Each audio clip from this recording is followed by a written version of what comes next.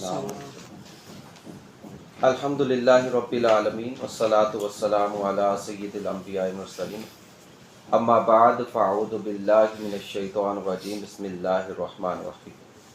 اللہ تبارک و تعالیٰ کی صفات پر ہمارا کلام چل رہا تھا، اور پچھلے جو ہمارا سبق تھا اس کے اندر آپ کو یہ بات بیان کی تھی کہ اللہ تبارک و تعالیٰ کی کچھ صفات ذاتی ہیں اور کچھ اس کی صفات فعلی ہیں، جن کو افعالیہ بھی کہہ سکتے ہیں۔ ذاتی صفات کی ہم اس سے نفی نہیں کر سکتے، ذاتی کوئی بھی صفت ہے اس کی نفی نہیں کر سکتے۔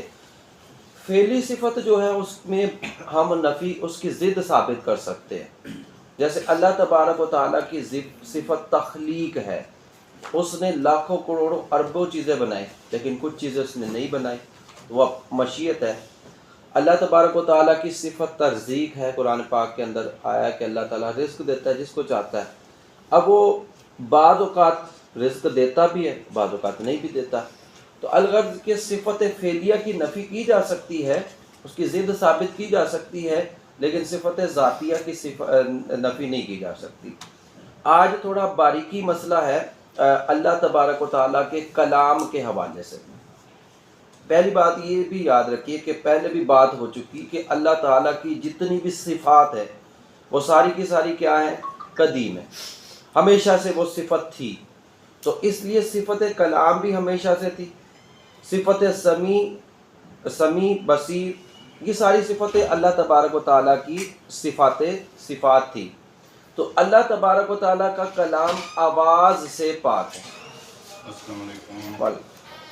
تو اللہ تبارک و تعالیٰ کا کلام آواز سے پاک، اسٹارٹ کر گیا یہ شروع کر۔ تو آج جو اس ہمارا صفت کے حوالے سے ہے کہ اللہ تبارک و تعالیٰ کا کلام آواز سے پاک ہے۔ انسان جب کلام کرتا ہے تو کلام کیا ہے؟ اصل میں جب ہم حروف کو ملاتے ہیں تو وہ ہوا کے ذریعے جو چیز خارج ہوتی ہے وہ آواز ہے۔ تو ہمارا کلام آواز کا مجموعہ ہے، لیکن اللہ تبارک و تعالیٰ کا جو کلام ہے یہ آواز سے پاک، یعنی الفاظ تو ہے لیکن آواز جو ہوتی ہے باقاعدہ طور پر جس طرح ہم بولتے ہیں اس سے پاک ہے۔ کیونکہ دیکھیں اس کی وجہ یہ بتا رہے ہیں کہ قرآن عظیم جس کو ہم اپنی زبان سے تلاوت کرتے ہیں، ہم کتابوں کے اندر اس کو لکھتے ہیں، تو اس کا کلام تو ہے یہ، لیکن کس طرح؟ بغیر آواز کے، بغیر آواز کے۔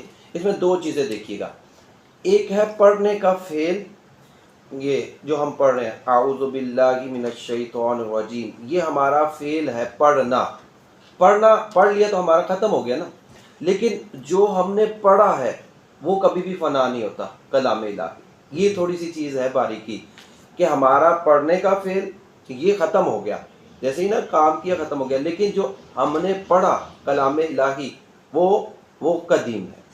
ہمارا لکھنے کا فعل، جو ہم کتاب کے اندر قرآن پاک لکھتے ہیں، ہمارا یہ فعل لکھنے کا فعل کیا ہے؟ حادث، ختم ہو گیا نا، لکھ لیا تو ختم ہو گیا، لیکن اللہ کا جو کلام ہے وہ قدیم۔ یہ تھوڑا سا باریک مسئلہ ہے کہ انہوں نے اس بات پہ کی کہ آواز تو ختم ہو جاتی ہے لیکن وہ جو اللہ کا کلام تھا وہ ختم نہیں ہوتا۔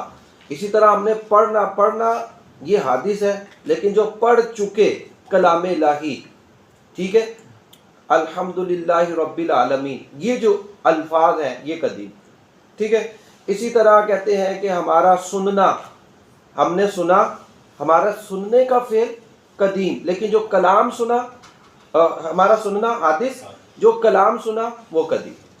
ہمارا حفظ کرنا یہ قدیم حادث ہے، حفظ کر لینا یہ ایک فعل ہے، یہ حفظ کر گیا تو ختم ہو گیا، لیکن جس کو حفظ کیا وہ تو قدیم ہے، وہ ختم نہیں ہو سکتا۔ خلاصہ کلام یہ ہے کہ اللہ تبارک و تعالیٰ کا کلام قدیم ہے، آواز سے پاک ہے، جو ہم پڑھتے ہیں ہمارا پڑھنے کا فعل وہ حادث ہے، لیکن جو ہم پڑھتے ہیں وہ قدیم ہے۔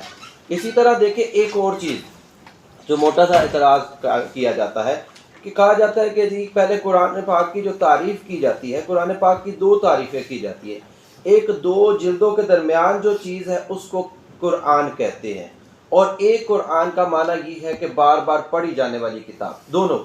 اب یہ جتنی بھی چیزیں آپ کو نظر آ رہی ہیں یہ حادث ہے، یہ کیا ہے؟ حادث ہے۔ اسی وجہ سے اگر کوئی اعتراض کرتا ہے جی قرآن جلا دیا، تو آپ تو کہتے ہو قرآن قدیم ہے، ہم کہتے ہیں کہ یہ جو نقوش آپ کو نظر آ رہے ہیں یہ حادث ہیں، لیکن جو اللہ تبارک و تعالیٰ کا کلام ہمارے سینوں کے اندر محفوظ ہے وہ قدیم ہے، وہ کبھی بھی فنا نہیں ہو سکتا۔ اگلی جو پھر اللہ تبارک و تعالیٰ کی صفت کے حوالے سے عقیدہ ہے کہ اللہ تبارک و تعالیٰ کا علم جو ہے وہ کائنات کی ہر شے کو محیط ہے۔ محیط کا مطلب ہوتا ہے مکمل کا مکمل اس کو علم ہے۔ اب وہ چاہے چھوٹی سے چھوٹی جزیات لے لیجئے یا کلیات لے لیجئے۔ جزئی مطلب ایک ایک چیز کا علم، اور کلی کا مطلب ہے مجموعی چیز کا علم۔